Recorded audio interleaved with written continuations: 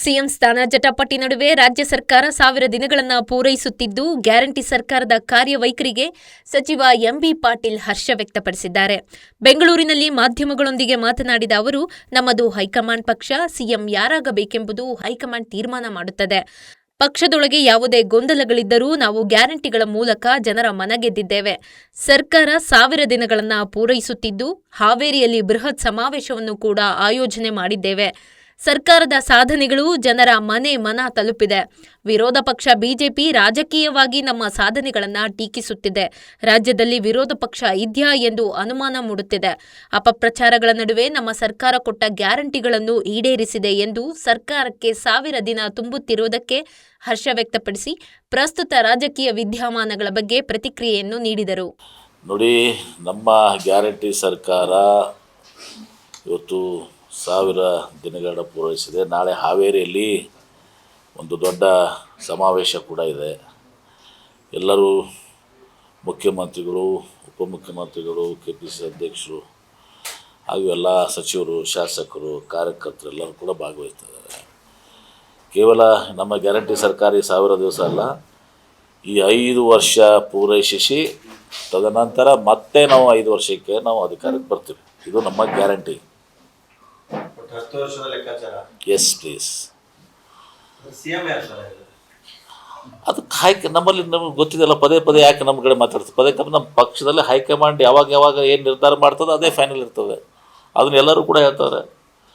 ಶ್ರೀಮತಿ ಸೋನಿಯಾ ಗಾಂಧಿಯವರು, ರಾಹುಲ್ ಗಾಂಧಿಯವರು, AICC ಅಧ್ಯಕ್ಷ ಮಲ್ಲಿಕಾರ್ಜುನ್ ಖರ್ಗೆ ಅವರು, ದೇ ಆರ್ ಫೈನಲ್. ಅವ್ರು ಯಾರನ್ನ ಮುಖ್ಯಮಂತ್ರಿ ಮಾಡ್ಬೇಕಂತಾರೆ, ಕಾಲಕ್ಕೂ ಅವರು ಮುಖ್ಯಮಂತ್ರಿಗಳಾಗ್ತಾರೆ.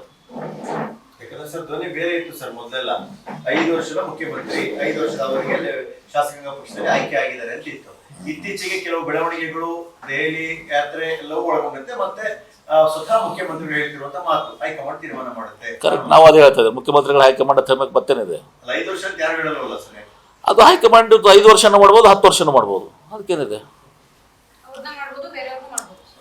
ಹೈಕಮಾಂಡ್ ಈ ಸುಪ್ರೀಂ. ಎಷ್ಟು ಸಲ ಕೇಳ್ತಾರೆ, ದಿನ ಅದೇ ಹೇಳೋದು ಸಾಕಾಗಿದೆ ನಮಗೆ. ಹೈಕಮಾಂಡ್ ಅಂತ. ನೆಕ್ಸ್ಟ್, ಕ್ಲಾರಿಟಿ ಕೊಡದೇ ಇರೋ ಕಾರಣಕ್ಕಾಗಿ ಏನು ಆಗ್ತಾ ಇಲ್ಲ. ಯಾಕಂದ್ರೆ 2.5 ವರ್ಷಕ್ಕೆ ರೀಶಫಲ್ ಅನ್ನೋದಿತ್ತು, ಸಾಕಷ್ಟು ಜನ ನಿರೀಕ್ಷೆ ನೋಡಿ, ಅದು ಆಗಿಲ್ಲ. ಆಮೇಲೆ ಹೊಸದಾಗಿ ಇದಕ್ಕೆ ಏನೋ ನಿಗಮ ಮಂಡಳಿಗೆ ಹೊಸ ಶಾಸಕರು ಮಾಡಬೇಕಾಗಿತ್ತು, ಅದು ಆಗ್ಲಿಲ್ಲ. ಕಾರ್ಯಕರ್ತರಿಗೆ ಮಾಡಬೇಕಿತ್ತು, ಅದು ಆಗ್ತಾ ಇಲ್ಲ. ಮಾಡ್ತಾರೆ, ಅದೆಲ್ಲ ಟೈಮ್ ಬಂದಾಗ ಎಲ್ಲವನ್ನೂ ಮಾಡ್ತಾರೆ. ನಿಗಮ ಮಂಡಳಿನೂ ಮಾಡ್ತಾರೆ ಎಲ್ಲ. ಮತ್ತು ಅವರು ಯಾವಾಗ ಅವ್ರು ನಿಮ್ಗೇನಾದ್ರು ಹೇಳಿದ್ರಾ ಏನ್ರಿ? ಈಗ ಪವರ್ ಶೇರಿಂಗ್ ಬಗ್ಗೆ ನಿಮ್ಗೆ ಏನಾದ್ರು ಹೇಳಿದಾರ? ಯಾಕೆ ನೀವು ಅದನ್ನ ಇದು ಮಾಡ್ತಾ ಇರಿ? ಅವ್ರೇನೂ ಆಕ್ಷನ್ ತಗೋತಲ್ಲ ಅಂತ ಅನ್ನೋದು ಏನದ? ಅವ್ರು ಬೇಕಾ?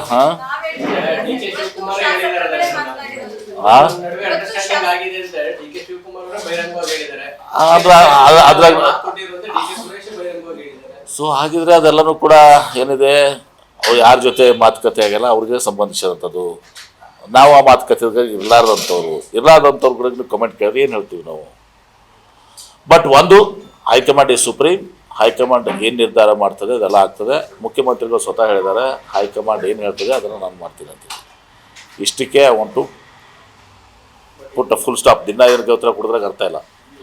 ನೆಕ್ಸ್ಟ್, ಯಾರು ವಿಪಕ್ಷ ಇಲ್ಲಿದೆ ರೀ? ವಿಪಕ್ಷ ಇದೆಯಾ? ನಾನು ಕೇಳ್ತೀನಿ, ವಿಪಕ್ಷ ಇದೆಯಾ? ವಿಪಕ್ಷ ಅಂತ ನೋಡಿಲ್ಲ. ವಿಪಕ್ಷ ಇದೆಯಾ? ಎಲ್ಲಿದೆ ವಿಪಕ್ಷ? ಯಾವ ರಾಜ್ಯದ ಮಾತಾಡ್ತೀರಿ, ಯಾವ ದೇಶದ ಮಾತಾಡ್ತಿದ್ರಿ ಗೊತ್ತಿಲ್ಲ. ಇಲ್ಲತ್ರ ವಿಪಕ್ಷ BJP 100 ಬಾಗಿಲು, 100 ಮನೆಗಳು. ವಿಪಕ್ಷ ಅನ್ನೋದೇ ಇಲ್ಲ.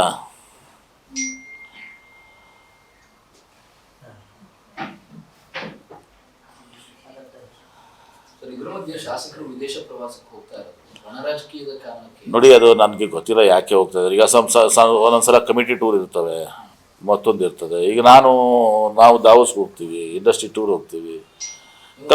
ಅಲ್ಲಲ್ಲ, ಶಾಸಕರ ಕಮಿಟಿ ಟೂರಿಗೆ ಇರ್ತದೆ. ಅದು ಅದಕ್ಕೆ ಗೊಂದಲ ಸೃಷ್ಟಿಯಾಗಿದೆ ಗೊತ್ತಿಲ್ಲ. ಅದಕ್ಕೆ ಅವ್ರಿಗೆ ವಿದೇಶಕ್ಕೆ ಹೋಗುವಂತಹ ಒಂದು ದಿವಸ ಅವಕಾಶಗಳಿದ್ದಾಗ ಕಮಿಟಿ ಟೂರ್ ಆಗಲಿ, ಅಥವಾ ವೈಯಕ್ತಿಕವಾಗೂ ಯಾಕೆ ಹೋಗಬಾರ್ದು, ಅಥವಾ ಸ್ನೇಹಿತರು ಕೂಡ ಯಾಕೆ ಹೋಗಬಾರ್ದು? ಇದೆಲ್ಲ ಅದಕ್ಕೆ ರಾಜಕೀಯ ಬಣ್ಣ ಕೊಡುವಂಥದ್ದು ಇಲ್ಲ. ರಾಜಕೀಯವಾಗಿ ಯಾರು ಕೂಡ ಮಾಡ್ತಾ ಇಲ್ಲ. Yes please.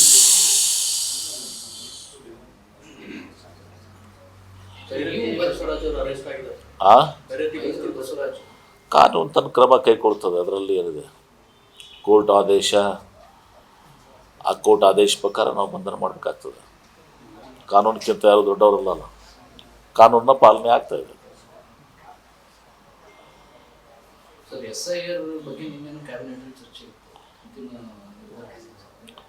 ಹೇಳಿರ್ಬೇಕಲ್ಲ, H K Patil brief ಮಾಡಿರ್ಬೇಕಲ್ಲ. ಎಚ್ ಕೆ ಪಾಟೀಲ್ ಕೊಟ್ಟಿರ್ಬೇಕಲ್ಲ ಎಲ್ಲಾನು, ಲಾ ಮಿನಿಸ್ಟರ್ ಕೊಟ್ಟಿದ್ದಾರೆ. ಕಾನೂನು ಇಲಾಖೆಗೆ ವರದಿ ಕೊಡಿ ಅಂತ ಹೇಳಿದ್ದಾರೆ. ಹೌದು, ಹೇಳಿದ್ದಾರೆ, ಕಾನೂನು ಇಲಾಖೆಗೂ ಹೊರದಿದ್ದಾರೆ. ಪಕ್ಷನೂ ಏನು ಮಾಡಬೇಕು, ಕಾರ್ಯಕರ್ತರು ಏನು ಮಾಡಬೇಕು, ಶಾಸಕರುಗಳು ಏನು ಮಾಡಬೇಕು, ಸಚಿವರು ಏನು ಮಾಡಬೇಕು, ಎಲ್ಲನೂ ಕೂಡ ಚರ್ಚೆ ಆಗಿದೆ. ಮಾಡ್ತೀವಿ ಪ್ರಕಾರ ಬೇರೆ ಬೇರೆ ರಾಜ್ಯಗಳು ಕೂಡ ಏನು ಮಾಡ್ತಾ ಇದ್ದಾವೆ, ಎಲ್ಲನೂ ಕೂಡ ಒಪಿನಿಯನ್ ತಗೋತಾ ಇದ್ದೀವಿ. ಮೊನ್ನೆ ಸುಪ್ರೀಂ ಕೋರ್ಟ್ ಬಹಳ ಸ್ಪಷ್ಟವಾಗಿ ಹೇಳಿದೆ, ರಾಜ್ಯಗಳಿಗೆ ಅಧಿಕಾರ ಇಲ್ಲ SIR ತಡೆಯುವುದಕ್ಕೆ. ಆ ಹಿನ್ನೆಲೆ ಏನೋ ತೀರ್ಮಾನ ಮಾಡದೆ ಬಿಟ್ಟಿದ್ದೀರಾ ಹೇಗೆ ಸರ್? ನೋಡಿ, ಈಗ ಜನರಿಗೆ ಅನಾನುಕೂಲ ಆಗಬಾರ್ದು. ಒಂದು ಹೇಳ್ತೀನಿ, SIRನಲ್ಲಿ ಈಗ ಅದು 2002ರಿಂದ ಇದನ್ನು ಮಾಡ್ಕೊಂಡ್ಬಂದಿದ್ದಾರೆ. ಇವಾಗ ಯಾರಿಗೆ ಅನ್ಯಾಯ ಆಗ್ತದೆ? ನಿಮಗೆ ನಮಗೆ ಆಗಲ್ಲ, ಬಡವ್ರಿಗೆ ಆಗ್ತದೆ. ಪಾಪ ಅನಕ್ಷರಸ್ಥರು, ಬಡವರು, ಆಮೇಲೆ ಬೇರೆ ಬೇರೆ ಸ್ಥಳಕ್ಕೆ ಹೋಗಿರ್ತಾರೆ, ಅಲ್ಲಿ ಇರೋದಿಲ್ಲ, ಬೇರೆ ಕಡೆ ಹೋಗಿರ್ತಾರೆ. ಆಮೇಲೆ ಅದು ಪ್ರೊಸೆಸ್ ಭಾಳ ದೊಡ್ಡ ಪ್ರೊಸೆಸ್ ಇದೆ. ಒಮ್ಮೆ ಅದನ್ನು ಬಿಟ್ಟು ಹೋದರೆ ಮತ್ತೆ ಅದನ್ನು ಸೇರಿಸುವಂಥದ್ದು ಭಾಳ ದೊಡ್ಡ ಇದೆ. ಹೀಗಾಗಿ ಎಲ್ಲ ರಾಜ್ಯಗಳು ಇದನ್ನು ಇದು ಮಾಡ್ತಾಯಿದ್ದಾರೆ. ಇದನ್ನು ದುರುದ್ದೇಶವಾಗಿ ಮಾಡ್ತಾಯಿದ್ದಾರೆ. ಯಾಕಂದರೆ ಇದರೆಲ್ಲನೂ ಕೂಡ ಹೊರಗೆ ಉಳಿಯುವಂಥವ್ರು. ಈ ಉತ್ತರ ಪ್ರದೇಶದಲ್ಲಿ 2,80,00,000 ನನಗೆ ಹೇಳಿದರು, 2,80,00,000. ಮತ್ತು ಈ ಪ್ರಕಾರ ಜನರು ಹೊರಗೆ ಉಳಿದ್ರೆ ಆಯಿತು, ವಲಸಿಗರು ಬೇರೆ ದೇಶದಲ್ಲಿದ್ದವರು ಅವ್ರು ಹೋಗಲಿ. ಆದ್ರೆ ಜನ ನಮ್ಮ ಬಡವರು, ವಿಶೇಷವಾಗಿ ನಗರದಲ್ಲಿ ಏನಾಗ್ತದೆ, ಮನೆ ಚೇಂಜ್ ಮಾಡಿರ್ತಾರೆ, ಓಣಿ ಚೇಂಜ್ ಮಾಡಿರ್ತಾರೆ, ಇವೆಲ್ಲನೂ ಕೂಡ ಇರ್ತದೆ.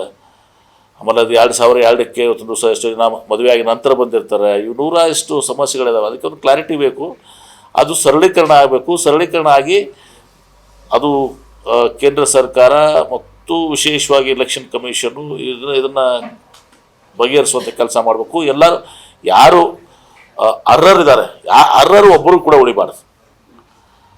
ಅನರ್ಹರು ವಿದೇಶಿಗರು, ಅವರು ಬಾಂಗ್ಲಾದೇಶಿಗಳು, ನೇಪಾಳಿಗಳು, ಅವೆಲ್ಲ ನಾವು ಹೋಗಲಿ, ಅದ್ರ ಬಗ್ಗೆ ಯಾರ್ದು ಬಿನ. ನಮ್ಮವರು, ನಮ್ಮ ದೇಶದವರು ಏನಿದ್ದಾರೆ, ನಮ್ಮ ರಾಜ್ಯದವರು ಅಥವಾ ಆಯಾ ರಾಜ್ಯದವರು, ಆ ಜನರು ಒಬ್ಬರು ಕೂಡ ಉಳಿಬಾರ್ದು. ಆ ರೀತಿ ಇದು ವ್ಯವಸ್ಥೆ ಆಗಬೇಕು. ಇಲ್ಲದಿದ್ದರೆ ಇದು ಅನ್ಯಾಯ ಆಯಿತು ಸರ್.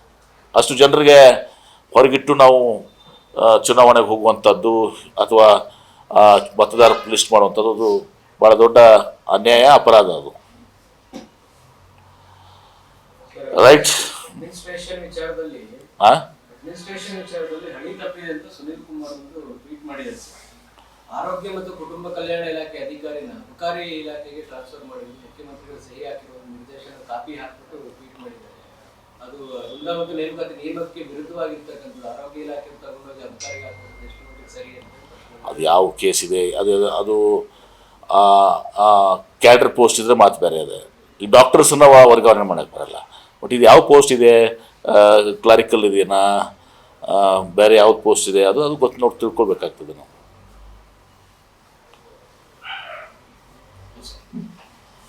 Thank you. ಕಾಫಿ ಕುಡಿದ್ರಿ ಎಲ್ಲರೂ? ಮಹಿಳಾ ಪ್ರಶ್ನೆ ಒಂದು ಬರಲಿಲ್ಲ ನೋಡಿ ನಮಗೆ.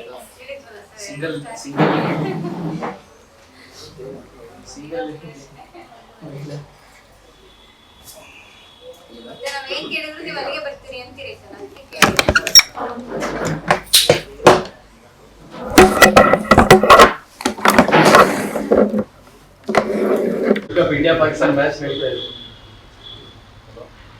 15ನೇ ತಾರೀಕಿಗೆ ಏನು ಭಾರತ ಮತ್ತು ಪಾಕಿಸ್ತಾನ ಪಂದ್ಯಾವಳಿ ನಡೀತಾ ಇದೆ. ಸಂಪೂರ್ಣವಾದ ಒಂದು ವಿಶ್ವಾಸ ಇದೆ. ನಮ್ಮ ಟೀಮ್ ಏನಿದೆ, ನಮ್ಮ ಆಟಗಾರರು ಈ ಒಂದು ಮ್ಯಾಚ್ನಲ್ಲಿ ಜಯಗಳಿಸ್ತಾರಂತ ಒಂದು ವಿಶ್ವಾಸ ನಮ್ಮ ಭಾರತೀಯ ಟೀಮ್ ಮೇಲೆ. ಪ್ರತಿಯೊಬ್ಬರಿಗೂ 140 ಕೋಟಿ ಜನ ಆ ವಿಶ್ವಾಸವನ್ನು, ಅಭಿಮಾನವನ್ನು ಇಟ್ಕೊಂಡಿದ್ದಾರೆ. ಹೀಗಾಗಿ ನಾವು ತಂಡಕ್ಕೆ ಒಂದು ಶುಭಾಶಯಗಳನ್ನು ಕೊಡ್ತೀನಿ.